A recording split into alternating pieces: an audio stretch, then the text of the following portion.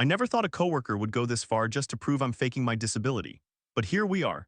I have chronic pain, not the kind you can see, not the kind that shows up on an X-ray or a blood test. It's the kind where you wake up every day and your body feels like it's already run a marathon before you even get out of bed. I explain it to people like this. If pain is on a scale from 1 to 10, normal people sit at a 2 or 3 most days. People with chronic pain. We're at a 6 minimum. Imagine stepping on a Lego. That sharp, blinding burst of pain is an 8, but it's over in a second. Now imagine that same dull, aching throb you get from a pulled muscle, the kind that hurts when you move it but it never goes away. That's my baseline. I have canes. I use them on bad days when I'm at a 7 or above. On good days, you'd never know anything was wrong. I'm active, I work 2 jobs, I keep moving because being busy helps with the anxiety. I've got all the paperwork filed with my employer. I'm legally disabled. I have a handicap placard on my car, the whole deal. Most people don't question it. Most people are decent. I work as an assistant coordinator at a location that opened up closer to my home. My boss, Amy, is fantastic, supportive, understanding, never makes me feel like a burden. My colleague Casey is in the same position as me, but she's been gunning for a promotion for years. Everyone knows it. I've been pretty open that I don't want one. I already have a full-time job. This is just extra to pad my savings and keep my mind busy. Casey has never liked that I'm not competing with her. She always seemed a little cold, a little territorial, but I figured that was just her personality. I didn't think she would actually try to destroy me. It started on a Sunday, a bad pain day. I was at a solid 7, the kind of day where every step feels like your joints are grinding glass. I grabbed my cane from the car and used it the entire shift. I was slow, I was careful, but I got the work done. I saw Casey giving me weird looks, but I didn't think much of it. She'd seen me use the cane before. The next week I was leaving my part-time job. It was around 8 in the evening, dark out, and I was parked near the edge of the lot. As I got to my car, I noticed Casey's car parked a few spaces away. She was sitting in the driver's seat, phone held up in my direction. I thought maybe she was on a call or scrolling through something. I waved. She didn't wave back. I shrugged it off and drove home. A few days later, one of my coworkers pulled me aside. She looked uncomfortable, like she didn't want to be the one to tell me. She said Casey had been showing a video around the office. A video of me walking out of the grocery store near my house, no cane, moving at a normal pace, looking fine. Casey was telling everyone that I was faking my disability, that I only used the cane at work to get sympathy, to get special treatment. She said she had proof now. I felt my stomach drop. That grocery store trip was on a Saturday, a good day. I was maybe at a 4. I don't use my cane on good days. That's the whole point. I have good days and bad days, just like anyone with a chronic condition. But Casey didn't see it that way. She saw an opportunity. I confronted her. Not in a screaming way, I'm not that person. I asked her calmly in the break room why she had been recording me. She looked me dead in the eye and said, "I'm just making sure the company isn't being taken advantage of." She said she had the right to document workplace fraud. I told her I wasn't committing fraud. I had medical documentation, legal accommodations. She shrugged and said she'd let HR decide. I went straight to Amy. My boss was horrified. She said she'd handle it, that recording an employee outside of work without consent was a serious violation of privacy, not to mention the hostile work environment. She escalated it to HR immediately. I thought that would be the end of it, but Casey didn't stop. She started following me, not every day, but often enough that I noticed. She'd be parked near my house when I came home from my full-time job. She'd show up at the same grocery store, the same gas station. She started taking more videos, more photos. She even took a video of me getting into my car at the handicap parking spot outside my apartment, which, by the way, I have a placard for, and claimed I was parking illegally because I wasn't using a cane that day. I called the police. I showed them the videos, the reports from HR, the whole story. The officer looked at me like I was wasting his time. He said there wasn't enough evidence of stalking, that she had a right to be in public places. He told me to avoid her. I work with her. I filed a formal complaint with the police department. They took a report, but I got the feeling nothing was going to happen. I told Amy, and she said the company was starting an investigation into Casey's behavior, but until then I had to keep working alongside her. That was when everything changed. Casey started getting bolder. She told other coworkers that I was milking the system and that the company should fire me for dishonesty. She even hinted that I might be using my disability to get out of harder tasks. She made it sound like I was lazy and manipulative. A few people started looking at me differently. Not everyone, but enough that I felt it. I didn't scream. I didn't cry in the office. I went home and I sat on my couch for an hour staring at the wall. I thought about quitting. I thought about giving up the part-time job just to get away from her.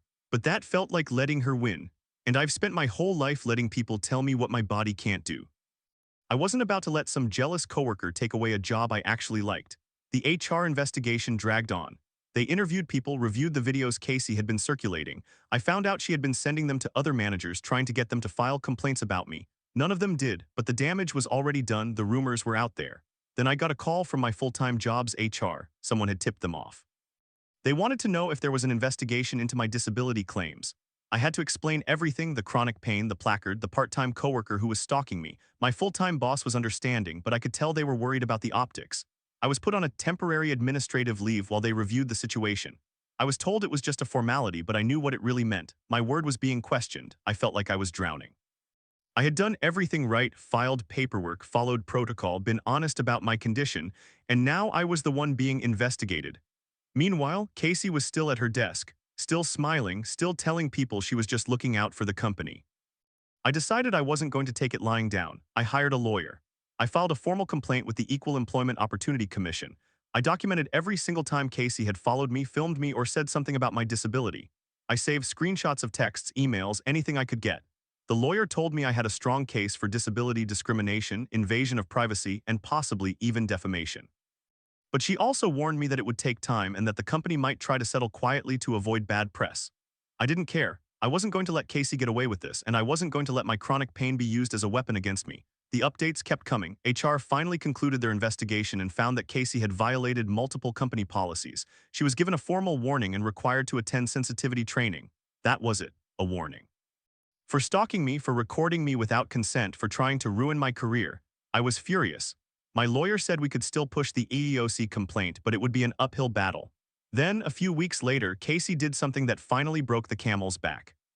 She showed up at my full-time job, not my part-time, my actual career. She walked into the lobby and asked to speak to my manager. She told them she was a concerned citizen and that I was faking a disability to get out of work. She had printed out screenshots from my social media showing me at a park with my nieces and nephews walking without a cane. She said I was committing fraud. My manager called me into the office. He looked uncomfortable. He asked if I knew what Casey was saying. I told him the whole story, the videos, the stalking, the HR investigation, the warning. He listened. Then he said, I believe you, but this is a legal matter now. We need to involve security. They banned Casey from the premises. She was arrested for trespassing when she tried to come back the next day. That's when the police finally took it seriously. They filed charges of stalking and harassment. Suddenly, everyone wanted to help, but I still had to go to court. I still had to sit in a room and explain, for the 100th time, that yes, I am disabled even if you can't see it.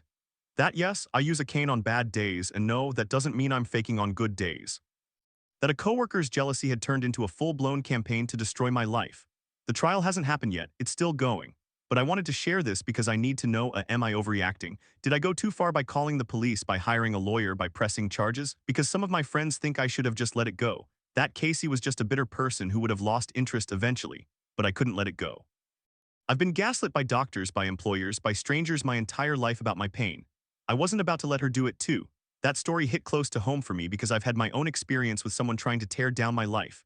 But my story didn't involve a coworker, it involved my best friend. Someone I had known since I was 11 years old. I'm 29 now, and I've known Sarah since I moved to a new country with my family. My sister-in-law introduced us, and we were inseparable from that day. We grew up together, shared secrets, stayed up late talking about boys and dreams. She was the first person I called when I got engaged. She was my maid of honor. When I married my husband, I thought she was happy for me. She seemed happy. We still hung out, still texted every day. She was close to my husband too since we all grew up together. I trusted her with everything. I never once questioned her loyalty. Then last week something happened that made me question everything. I work at an office from 9 to 2 and sometimes I have to travel to other cities for work. On Tuesday night there was a red alert about the weather, the next day a flood warning, so my work trip was canceled. I stayed home with my 2-year-old. My husband left early to secure his business, close it up, put flood protection in place. He was back by 7:30 and made breakfast. It didn't even start raining until 1 in the afternoon. We just stayed inside, watched movies, played with our toddler. It was a nice, quiet day. On Wednesday afternoon, Sarah texted me, "Are you home already? It's flooding where you were traveling." I replied, "Home safe," and that was it. We didn't go out until Friday. Saturday came and Sarah and I go to the same gym class. She pulled me aside afterwards, said we needed to talk in private. We went to my car. She looked serious. She told me, "On Wednesday, I saw your husband with a woman. They were making out and your kid was in the car." I froze. I couldn't breathe for a second, but then I remembered I was home with my husband and my baby all day Wednesday. I realized she was lying, but I didn't understand why. I asked her 3 times if she was sure it was this week's Wednesday. She said yes 3 times. I asked her what time. She said about 11 in the morning. I asked if it was during the red alert. She said yes. I asked if she was absolutely sure. She launched into a detailed description of my husband making out with a gorgeous blonde woman in the parking lot of a store near his business. She even described the woman's clothes. I just stared at her. I said, "Sarah, I was home with him all day. He never left. We didn't even go to the store." She got defensive. She said maybe it was a different day. I pulled up my calendar and showed her Wednesday was the day we stayed inside because of the flood warning. She stumbled, said, "Well, maybe it was another day, I'm just trying to help you." I went home and told my husband. He was shocked. He couldn't believe she would lie about something like that. I texted her that night and told her I needed space, that I was hurt and confused. She didn't respond right away. The next day, she started texting our mutual friends, telling them she was just worried about me, that I was overreacting, that she had seen what she saw. I started digging. I asked a few friends if she had ever said anything weird about my marriage. One of them told me that Sarah had mentioned months ago that she thought my husband was too good for me. Another said Sarah had joked that if I ever got divorced, she'd want to date him. I brushed it off at the time. Now it made sense. I realized she had been planting seeds for a long time. She wanted to break us up. But why? She had her own life, her own relationships. She was always jealous of how close I was with my husband, but I thought it was just friendly envy. Turns out she wanted more. I confronted her again a few days later. I asked her straight up, "Do you want my husband?" She blushed, then got angry. She said I was being paranoid, that she was just looking out for me, that I was making a big deal out of nothing. I told her I couldn't trust her anymore. She started crying, saying she loved me, that she was sorry, that she made a mistake, but she never admitted the lie. She just said she misremembered. I blocked her number. I told my husband everything. He was furious. He said he never wants to see her again. Our mutual friends are divided. Some think I should give her another chance, that she was just being jealous and doesn't deserve to lose her best friend over one stupid lie. But that wasn't a small lie. That was a calculated attempt to destroy my marriage. If I hadn't been home that day, if I had believed her, I could have ruined everything. I still don't know why she did it. Maybe she wanted me to be single so she could have more time with me. Maybe she wanted to get with my husband, or maybe she just wanted to see me burn. Either way, I lost a best friend that day. And I realized that sometimes the people closest to you are the ones who want to hurt you the most. That story just reminded me of another one, another woman who tried to tear apart someone's family, but this time it was a sister-in-law who was bitter because her ex proposed to her brother's girlfriend. And trust me, that one is even messier. So here's how it started. I'm 27, my fiancé is George 38. My brother is David and his wife is Ella 34. Sounds simple, right? It gets complicated.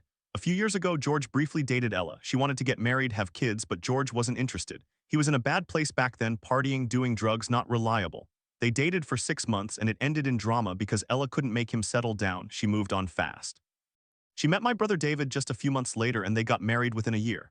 So within about a year and a half, she went from dating George, breaking up, meeting my brother and marrying him. That should have been the end of it. But I met George 2 years ago and I didn't even know he was Ella's ex. When George started falling for me, he changed completely. He quit drinking, quit drugs, started therapy, turned his whole life around. He did it for himself, but he says I inspired him. We started dating and it was amazing. Healthy, real, built on trust and honesty. Ella found out and she went nuclear. She told everyone that George was grooming me. I was 25, he was 36, which is not grooming. She claimed he was abusing me, trying to turn me into an addict. She even tried to convince my brother that George was dangerous. My brother didn't believe her, but it caused tension. Then came the proposal. George took me to a nice restaurant, got down on one knee and proposed. I said yes. He posted on social media. Ella saw it, and that's when everything went off the rails. She started sending me messages, accusing me of stealing her life, of tearing her family apart. She said I was a homewrecker, that I had planned this from the start. None of it was true. I had no idea they ever dated when I met him. After the proposal, she tried to turn the family against me. She told my parents that I was pregnant and trying to trap George. I was. She told them he was still using drugs. He had been clean for 2 years. She even faked a text conversation that supposedly showed George badmouthing me. It was all lies. Finally, my brother had enough. He confronted her about the lies and she admitted she was jealous. She said she wanted George back, that she had never gotten over him, that she married my brother on the rebound. My brother was devastated. He asked for a divorce. She begged him to stay, but he couldn't trust her anymore. The family banned her from gatherings. My parents cut her off. She tried to apologize to me, but it felt fake. I said I accepted her apology but couldn't forget what she did. She moved out of the house and the divorce is going through. Now I'm planning my wedding to George, and I'm grateful my brother saw through her lies, but it still hurts. I lost a sister-in-law and my brother lost a wife. And all because she couldn't let go of a man who never wanted her in the first place.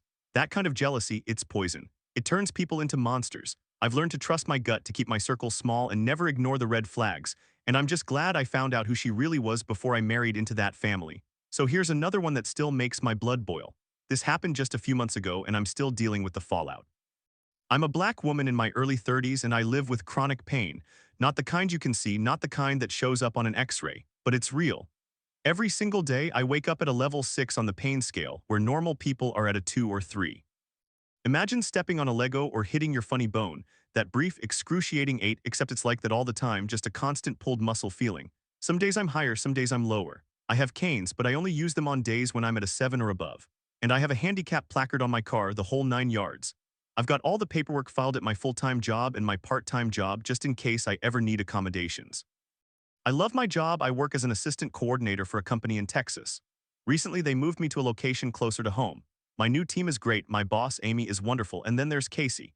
Casey and I have the same position, but she's been gunning for a promotion for years. Everyone knows at me, I don't want a promotion. Any promotion would make me full-time, and I already have a full-time job. I do this part-time to pad my savings and because I genuinely like the work.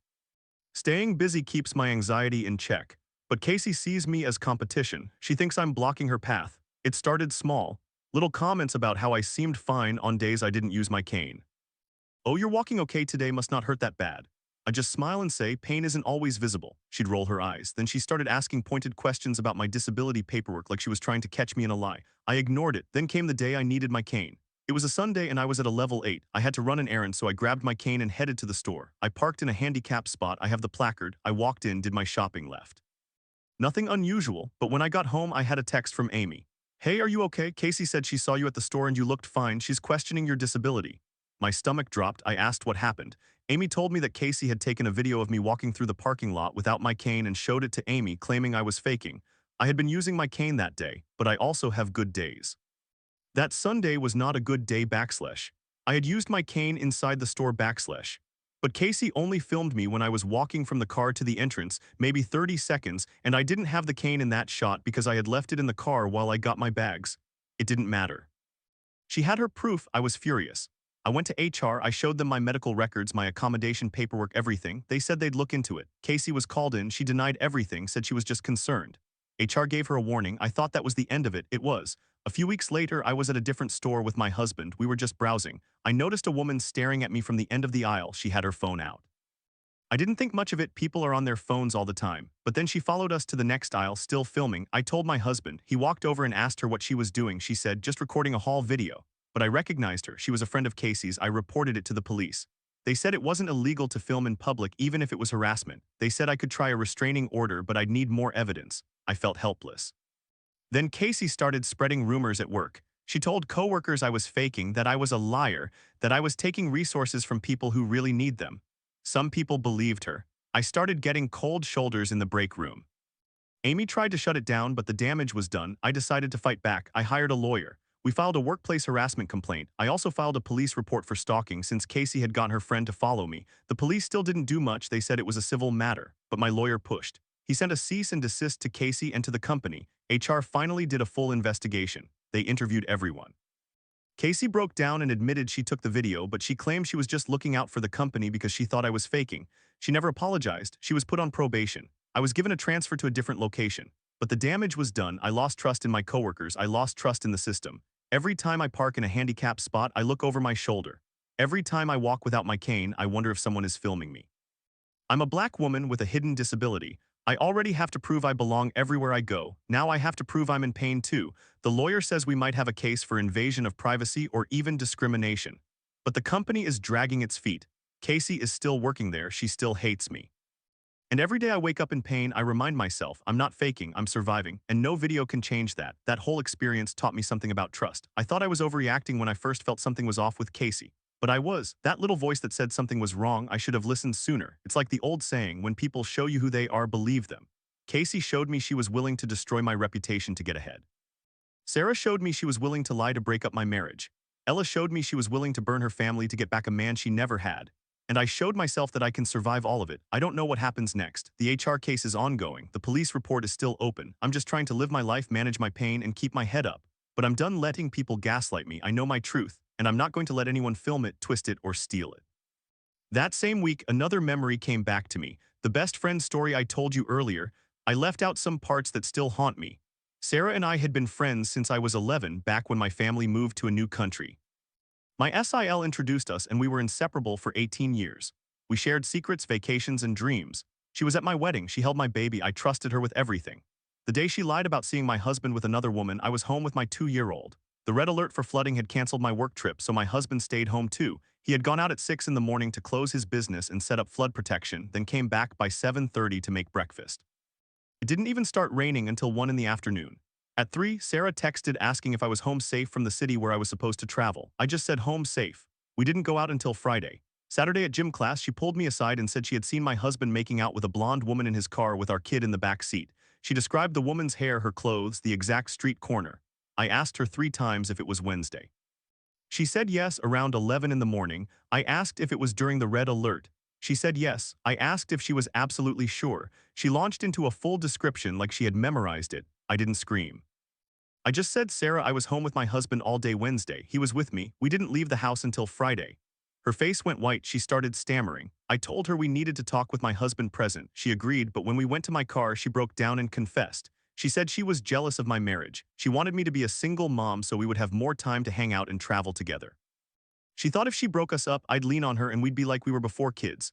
I ended the friendship right there. I told her she was never to contact me again, but it didn't stop. She tried to apologize through mutual friends. She sent letters. My husband wanted to file a police report, but I couldn't bear the thought of dragging it out. I just blocked her on everything. Even now, I get a cold feeling when I see her car in the parking lot of the gym.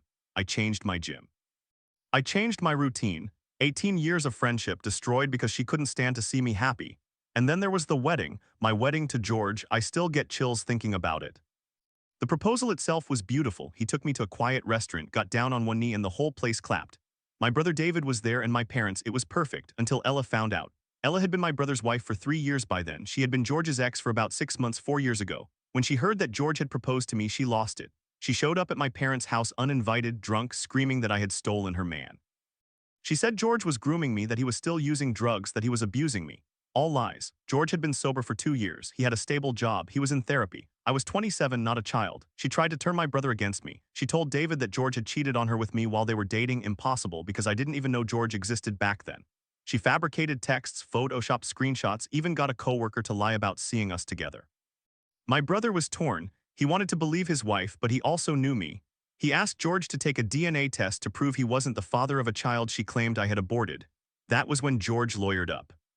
The truth came out when Ella's best friend, who had helped with the fake texts, had a falling out with her and came forward. She showed my brother the original messages. Ella had asked her to create fake evidence. My brother filed for divorce that same week. The family ban came next. My parents said she was never welcome again. She tried to apologize, but it was hollow. She only said sorry because she got caught. Now I'm planning my wedding and my brother is a single man again. He's bitter, but he's healing. He told me he finally sees that Ella never loved him. She was just using him to stay close to George. And I'm left wondering how one person's jealousy can twist so many lives. But the trauma from Casey's stalking didn't stop. After I filed the workplace complaint, I thought it was over. But Casey's friend, the one who filmed me at the grocery store, kept at it. She started following me to different stores, taking videos of me walking, sitting in my car, even picking up my kid from daycare. I caught her recording on my street once. I called the police again. This time I had license plate numbers. The officer said they would talk to her, but it was a civil matter. I felt like I was being gaslit by the system. I hired a lawyer, a woman who specialized in disability rights and workplace harassment. She sent a cease and desist to both Casey and her friend. She also sent a demand letter to my company, outlining how they failed to protect me from a hostile work environment. HR finally did a full investigation. They interviewed every employee who had heard Casey's rumors. Casey broke down and admitted she had asked her friend to film me, but she claimed she was just trying to protect the company from fraud. She never apologized to me. She was put on probation for 60 days and required to take sensitivity training. I was given a transfer to a different location, but that felt like punishment for me, not her. The worst part was the racism. I couldn't help but think, if I were a white woman, would the police have taken me seriously? Would HR have moved faster? Every time I told my story, I saw people's eyes glaze over. They saw a black woman complaining about a white coworker and they assumed I was exaggerating. The comments on the original post mentioned it. OOP is black and in Texas, hoping for the best but expecting the worst. That hit hard because I was expecting the worst and I got it. My lawyer said we might have a case for discrimination under the ADA, but it would take months. I'm still waiting. In the meantime, I've changed my routines. I stopped parking in handicapped spots unless absolutely necessary. I carry a small camera with me to record anyone who films me. I've even changed my appearance. I wear my hair differently, hoping to be less recognizable. It's exhausting, but I'm done letting people gaslight me. I know my truth, and I'm not going to let anyone film it, twist it, or steal it. These 3 stories taught me that trust is fragile. Some people will burn down everything for a promotion, for a fantasy, for a man who never wanted them. And the only thing you can do is hold on to your truth and keep walking, even when it hurts. My coworker stalked me to prove I'm not disabled. I thought I was done with people questioning my reality. But Casey wasn't done with me. Let me back up and tell you the whole story from the beginning. I have a condition called chronic pain, not the kind where you pop an Advil and feel better. The kind where every single day feels like you're carrying a weight that shouldn't be there.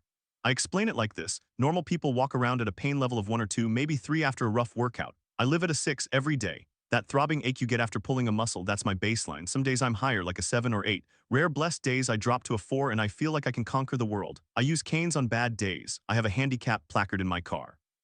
I have all the paperwork on file at both my jobs. I'm physically and legally disabled, but I refuse to let it stop me. I work 2 jobs, a full-time position and a part-time gig as an assistant coordinator.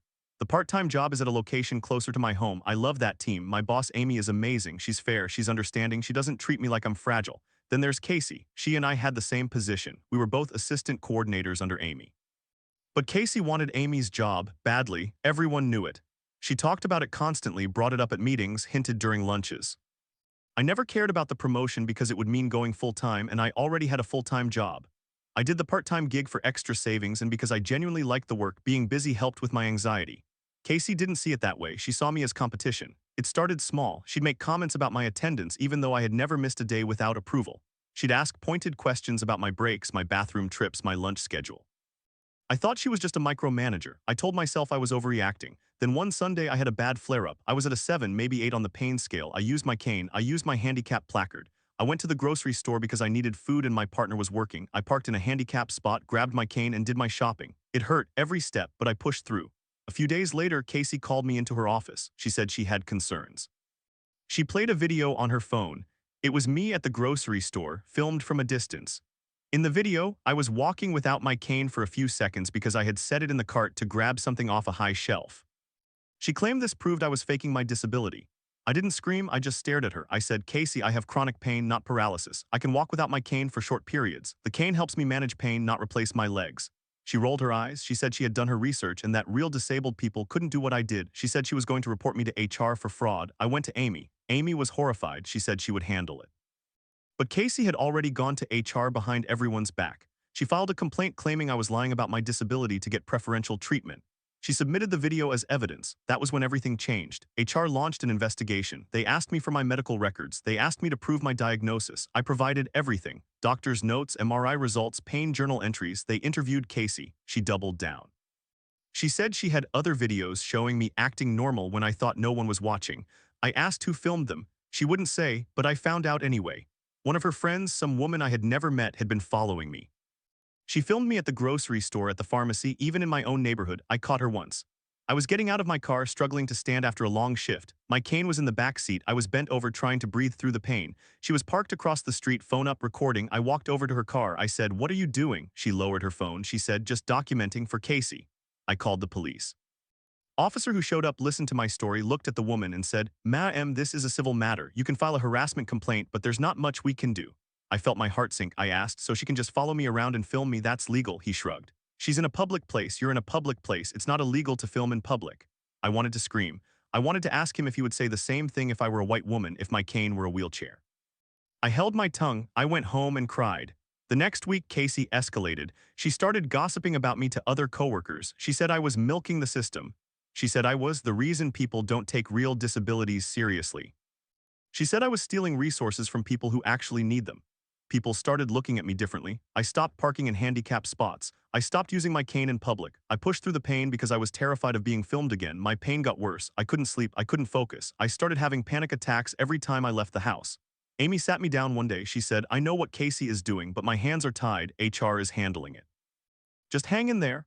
I didn't want to just hang in there. I wanted to fight back, so I hired a lawyer, a woman who specialized in disability rights and workplace harassment. She sent a cease and desist to Casey and her friend. She sent a demand letter to the company. HR finally did a full investigation. They interviewed every employee who had heard Casey's rumors. Casey broke down during the interview. She admitted she had asked her friend to follow me. She admitted she wanted to prove I was faking because she thought I was taking advantage of the system to get ahead. She admitted she wanted me fired so she could get my position, but she never apologized to me, not once. The company put her on probation for 60 days. They required her to take sensitivity training. I was offered a transfer to a different location. I took it because I couldn't stand being in the same building as her, but it felt like I was being punished. I was the victim, and I was the one who had to leave. My lawyer said we might have a case for discrimination under the ADA, but it would take months, maybe years. I'm still waiting. The worst part was the racism. I couldn't stop thinking about it. If I were a white woman with a chronic pain condition, would Casey have believed me? Would the police have taken me seriously? Would HR have acted faster? Every time I told my story, I saw people's eyes glaze over. They saw a black woman complaining about a white coworker and they assumed I was exaggerating. They assumed I was playing the race card. They assumed I was just difficult. I read the comments on that original post. Someone said OOP is black and in Texas, hoping for the best but expecting the worst. That hit me hard because I was expecting the worst, and I got it. I still carry a small camera with me. Every time I go out, I record myself parking. I record myself walking. I record anyone who looks at me too long. I document everything. I will not let anyone gaslight me again. I know my truth. I lived it. But some nights I sit in my dark living room and I wonder, why do people need proof? Why isn't my word enough? Why do I have to perform my pain for strangers just to be believed? And I don't have an answer. I just have the exhaustion of knowing that I will probably have to keep proving myself for the rest of my life. That's the part nobody tells you about chronic pain. The pain itself is bad enough. But the constant questioning, the suspicion, the camera is following you around, that's a whole different kind of hurt, and it never stops. I thought I was done hearing about betrayals, but then another post showed up that made my blood run cold. It was about a woman whose best friend tried to blow up her marriage, and not even in a clever way. In a way that was so stupid, so transparent, you'd think she was a cartoon villain. She met Sarah when she was 11. Moved to a new country, her sister-in-law introduced them, and they were inseparable for almost 2 decades. Shared secrets, shared holidays, shared everything. By the time she was 29, she was married to a good man, had a 2-year-old, a solid job that let her work from 9 to 2 with a 30-minute lunch break she sometimes spent walking to her husband's office 5 minutes away. Simple, happy. Sarah knew all of this. She knew the husband's schedule. She knew the kids' routine. She knew when OOP had to travel for work because OOP would mention it in casual conversation. One week, OOP was supposed to travel on Wednesday. But Tuesday night, a red alert came in. Severe flooding. The trip got canceled. So Wednesday morning, she stayed home with her toddler. Her husband left at 6 in the morning to go close down his business and put up flood protection. By 7:30, he was back in the kitchen making breakfast. It didn't even start raining until 1 in the afternoon. At 3 p.m., Sarah texted, "Are you home already? It's flooding where you were traveling." OOP typed back, "Home safe." And they didn't leave the house until Friday. Saturday came. They went to the same gym class. Afterward, Sarah said they needed to talk in private. They sat in OOP's car. Sarah's face was serious, full of fake concern. She said, "On Wednesday I saw your husband with a woman. They were making out and your kid was in the car." OOP froze, but then her brain caught up. She remembered she'd been in the same house in the same room with her husband and her baby for 2 straight days. She knew it was a lie, but she didn't understand why. She asked 3 times, "Are you sure it was this Wednesday?" "Yes, yes, yes." "What time?" "About 11 a.m. Was it during the red alert?" "Yes." "Are you absolutely certain?" Then Sarah launched into a full description. "Your husband making out with a gorgeous blonde wearing a dress, parked in a spot near a cafe they both knew. Your kid was in the back seat watching." OOP felt dizzy. She knew Sarah was lying, but why would someone lie about something this devastating? She kept her voice calm. She said, "I was at home with my husband and my kid all day Wednesday. We never left the house, you know that." Sarah's face flickered just for a second, then she doubled down. "Maybe it was Tuesday." "It wasn't Tuesday. I was at work Tuesday. I have a time-stamped badge entry. Maybe I got the date wrong." "You said 3 times it was Wednesday." "You described the weather, the flooding, everything." Sarah started crying, tears streaming down her face. "I'm just trying to protect you. I thought you should know. You don't trust me now. You think I'd make this up?" OOP didn't scream. She said, "I need to go home." She drove back shaking. She told her husband everything. He was stunned. He said, "She's been acting weird for months. She keeps asking about our marriage, about my work schedule, about whether you two have date nights." "I thought she was just being a good friend."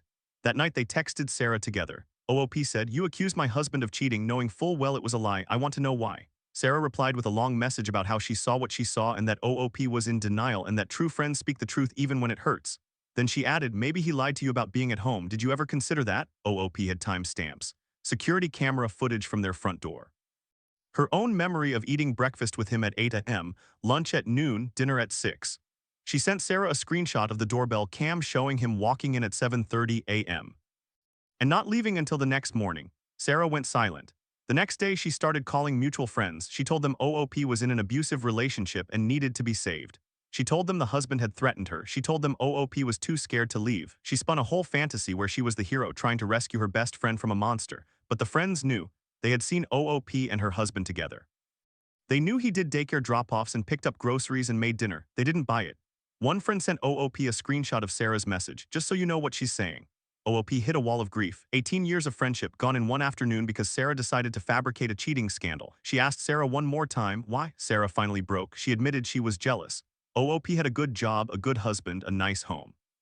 Sarah was single, struggling, and feeling left behind. She thought if she could break up the marriage, then OOP would be single too, and they could hang out more and travel together like they used to in their early 20s. She actually believed that OOP would be happier as a single mom spending weekends with her.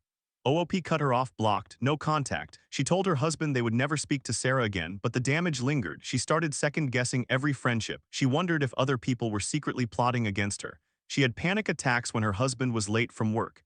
It took months of therapy to trust him again. She posted the story on Reddit and the responses were brutal but validating. Someone said, "How can people be so dumb? Did she think you'd never find out?" Another wrote, "She thought you'd have more time to hang out and travel as a single mom, so stupid." But the one that hit hardest was from a woman who said, "I actually do have more free time as a single mom than I did married, but I'd never wish that on anyone." OOP didn't get a dramatic courtroom scene. No police report. Just the quiet sadness of losing someone who was never really a friend. She ended her update with, "I will never trust Sarah again, but I'm trying to trust other people. It's hard. Every time someone is nice to me now, I wonder what they want." I read that and thought about my own coworkers, about Casey filming me in the grocery store, about the constant skepticism. And I realized both stories had something in common. People who wanted to tear someone else down because they felt small, because they wanted a promotion or they wanted a friend or they wanted the spotlight. They didn't care about the damage they caused. They just wanted their own pain to feel less heavy. Then I found a third story. This one was about a woman whose sister-in-law got banned from the family. Not because of a fight over inheritance or a petty argument, because she tried to destroy her own brother's relationship out of pure bitterness. The OOP was 27, her fiancé was George 38, her brother was David and his wife was Ella, and here's where it gets tangled. George had briefly dated Ella 4 years earlier, 6 months, that was it, but Ella wanted marriage and kids, George didn't. He was also a mess at the time, partying, drugs, unreliable, so they broke up in drama. Ella wanted to be the one who fixed him, she couldn't. Then she met David, OOP's brother, just a few months later. They got married 7 months after that. So within 1 year, Ella went from dating George to marrying his brother. Fast and weird. 2 years ago, OOP met George. She didn't know he had dated Ella. No one told her. George had changed by then. Quit drinking, quit drugs, started therapy. He wanted to be a real partner. They fell in love. When Ella found out, she lost her mind. She started telling anyone who would listen that George was grooming OOP, that he was abusing her, that he was trying to turn her into an addict. She said it at family dinners, on group chats, to anyone who would hear it. She called OOP's parents and told them their daughter was being manipulated by a predator. OOP tried to reason with her. "I was 25 when we met, George was 36. That's an 11-year age gap between consenting adults, not grooming." She showed texts. She showed her therapy receipts. She showed George's sobriety chips. None of it mattered. The family split. Some believed Ella. Some believed OOP. But David, OOP's own brother, sided with his wife. He said Ella wouldn't lie about something this serious. He told OOP to break up with George or he would cut her off entirely. OOP didn't break up. She and George got engaged. They started planning a wedding. That's when Ella escalated. She called the police and claimed George had threatened her. She had no proof. The police figured out she was lying. She then called George's employer and told them he was a drug addict who was unsafe to work with. George lost his job. He had to explain the truth to his new boss. They believed him, but the embarrassment was brutal. Then Ella tried to get OOP fired. She sent an anonymous email to OOP's workplace. "Your employee is in a relationship with a known sex offender." The company investigated. They found nothing. They told OOP the email came from a burner account traced to Ella's phone. Ella's lies got more desperate. She told David that George had tried to kiss her at a family event 2 years ago. She said OOP was keeping George on a leash because she was in on it. She even claimed OOP had once admitted she was only with George to hurt Ella. Pure projection. David finally started questioning his wife. He found old messages between Ella and her friends where she said, "I should have been the one to save George. She stole my redemption." He realized his wife was obsessed with George, that she had married him, David, as a consolation prize, that everything she said about OOP was a lie. David confronted Ella. She admitted everything. She cried. She said she was jealous. She said she thought if she could break them up, maybe George would come back to her. She said she wanted to be the one he changed for. The announcement was made at a family dinner. David stood up and said, "Ella has been lying about George and my sister. She has been slandering them for over a year. She is no longer welcome in our lives." OOP's mother cried. OOP's father hugged George. David told Ella to pack her bags. She left that night. The Reddit post asked, "AITAH for this?" and almost everyone said no. She ruined her own life. She was obsessed with her ex and married his brother as a backup. "You're not the asshole, you're the victim." The aftermath was quiet. OOP and George got married in a small ceremony. David came alone. He apologized to his sister every time he saw her. Ella moved to another state. Last they heard, she was engaged again. OOP wondered if the new fiancé knew about her history. I sat in my dark living room after reading both stories and thought about the theme that connected them. The chronic pain coworker, the jealous best friend, the bitter sister-in-law, they all found lies more comfortable than the truth. They all needed someone else to be the villain so they could feel like the hero. They all failed, and the people they hurt, they kept moving, limping, driving themselves to work, raising their kids, loving their partners, surviving. Not because they were strong, but because they had no other choice. That's the part nobody tells you about betrayal. The pain of the initial wound fades, but the exhaustion of knowing someone wanted you to fail, someone wanted you to suffer, that stays. It stays in your muscles, it stays in your bones, it stays in the way you watch your rearview mirror when you drive home alone. But you keep driving because what else can you do? I sat there for a long time after reading that last update. My phone screen dimmed. The battery was at 5%, but I didn't care. I just kept thinking about how all three of these people, the coworker Casey, the best friend Sarah, and the sister-in-law Ella, were so certain they were right. They each had a story in their head. They each needed that story to be true because the alternative was too painful. Casey needed to believe I was faking my disability so she could feel justified in wanting my job. Sarah needed to believe my husband was cheating so she could feel like a hero saving me from a bad marriage. Ella needed to believe George was a predator so she could feel like she dodged a bullet, when really she just couldn't handle that he changed for someone else. They weren't evil, not in the cartoon villain sense. They were ordinary people who got stuck in a loop of self-pity and resentment. They convinced themselves that tearing someone else down would lift them up. And it never does, it just leaves everyone broken. I finally stood up, stretched my stiff back, and walked to the kitchen. My cane was leaning against the counter. I picked it up, even though I didn't need it right then. I just wanted to hold it. A reminder that my pain was real, even when nobody believed it. The next morning I went to work. Casey was already at her desk. She looked up, saw me, and her face went pale. She knew I had called corporate. She knew the investigation was coming. She didn't say a word. I sat down. I opened my email. I started my day. That's the thing about living with chronic pain and chronic betrayal. You learn to keep going not because you're brave, but because stopping would mean they won. And I wasn't about to let that happen, so I kept working. I kept driving. I kept showing up because that's all any of us can do. And maybe, just maybe, the people who tried to break us will eventually realize they wasted their energy on the wrong target. But by then, we'll be long gone, already forgiven, already moving forward, already living the lives they wanted so badly to destroy.